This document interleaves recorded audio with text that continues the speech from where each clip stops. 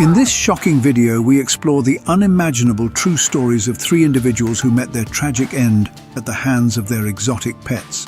From tigers to bears, these deadly encounters are cautionary tales about the dangers of owning wild animals. Let's get in.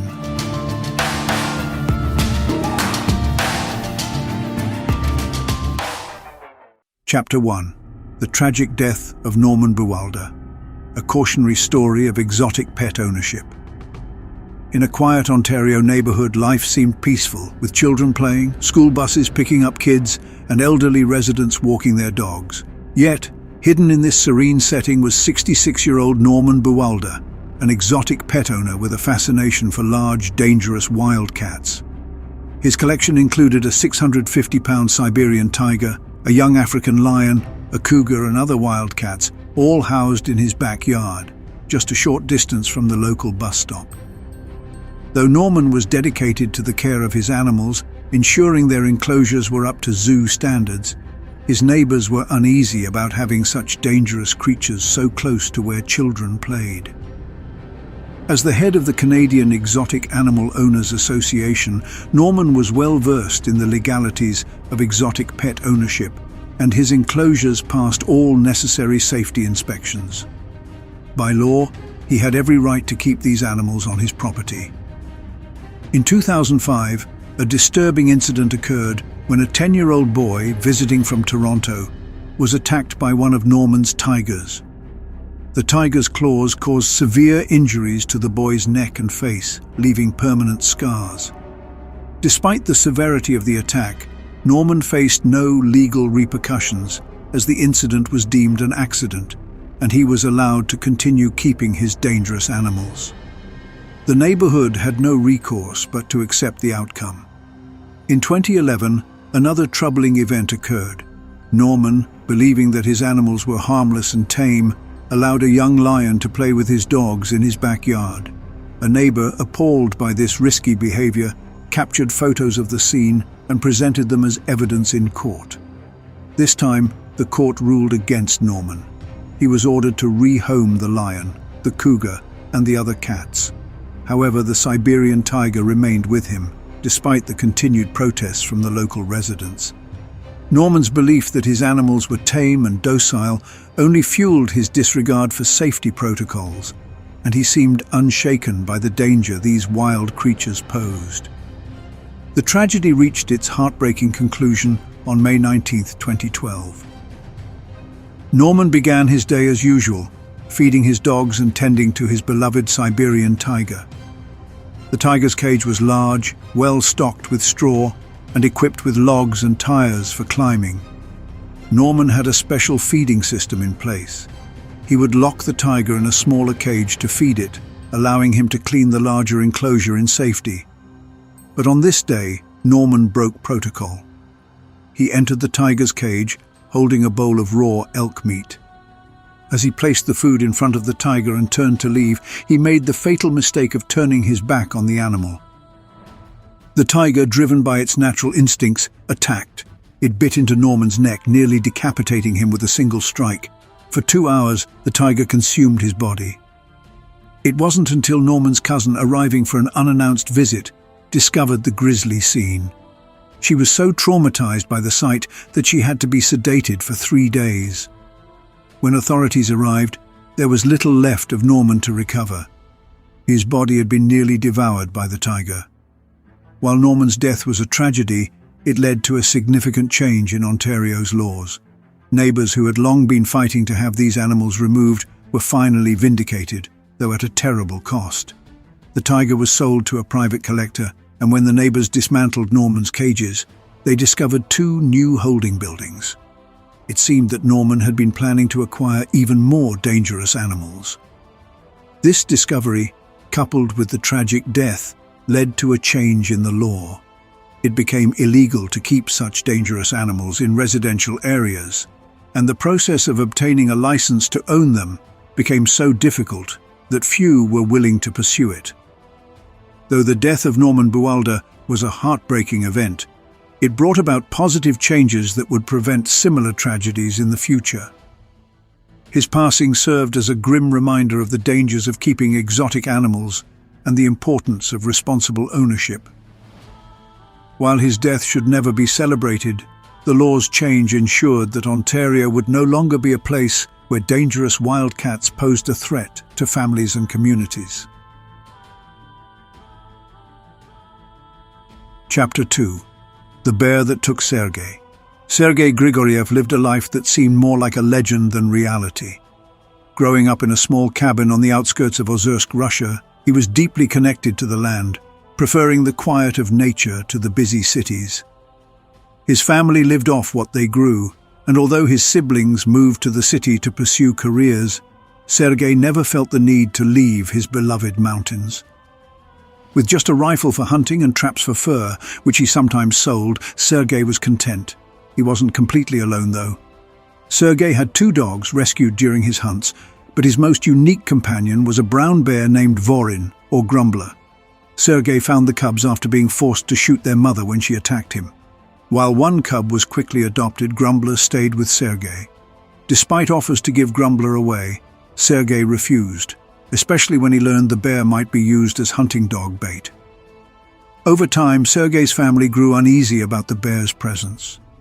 They had accepted his unconventional lifestyle, but even they believed a bear was too dangerous. However, Sergei grew attached to Grumbler and, after a near attack on his dog, decided to keep the bear on a chain to ensure everyone's safety. For the next 2 years, Grumbler was kept confined, allowed only limited movement in the yard while chained. Sergei's sisters, however, refused to visit with their children, fearful of the unpredictable bear. Despite their concerns, Sergei and Grumbler continued their quiet existence in the remote cabin until the harsh winter of 2018. December brought thick snow and freezing cold, but Sergei and his unusual collection of pets remained in their isolated haven. During this brutal winter, Sergei's neighbor Dmitry came for his regular monthly visit. As usual, the two shared tea, but Dmitry noticed that Grumbler, typically calm in winter, was pacing anxiously in his cage. Concerned, Dmitry suggested that the bear might be confused, as brown bears usually hibernate during the colder months. Sergei, however, brushed off the warning, believing the bear simply needed some exercise. That afternoon, Sergei decided to take Grumbler outside for a short walk in the snow. But as soon as Grumbler heard Sergei's call, he charged towards the cage gate. Sergei attempted to tie the bear to a post inside the cage, but the moment the chain tightened, Grumbler snapped. With raw strength, the bear ripped the post from the ground, and before Sergei could react, Grumbler turned on him.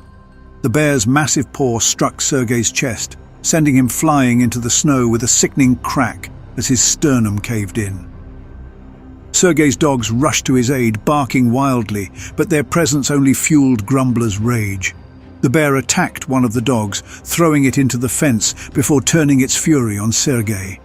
In a blur of chaos, Grumbler swiped at Sergei, tearing at his body, lifting him by the scalp. With crushed ribs making it nearly impossible to breathe, Sergei lost consciousness as the bear continued its assault. The dogs, frantic and unable to stop the bear, finally distracted Grumbler long enough for Sergei's limp body to be discarded. Grumbler, now lost in his primal instincts, ran off into the wilderness. 2 days later, confused and hungry, the bear returned to the cabin, only to find the frozen remains of Sergei and his dogs. Driven by hunger, Grumbler turned to the only available source of food, Sergei's body, consuming what was left of the man who had once cared for him. Sergei's family grew worried when they couldn't reach him. It wasn't until 2 weeks later that his sister, Maria, arrived at the cabin, only to find the horrifying scene: Grumbler pacing protectively around Sergei's remains. Before Maria could react, the bear charged toward her, and she narrowly escaped in her car. It took authorities 2 more days to track down Grumbler, who was eventually shot while hiding in the trees. By the time Maria returned, the only survivor was one of Sergei's dogs, badly bruised and traumatized, but alive. Maria took the dog in, the last piece of her brother's legacy. The family home, once full of life and strange companionship, stood empty and decaying in the wilderness. a chilling reminder of the tragic fate that befell Sergei and his beloved pets. Each winter since, the cabin remains a haunting monument to a life lived on the edge of civilization and the savage consequences of ignoring nature's raw, untamable power.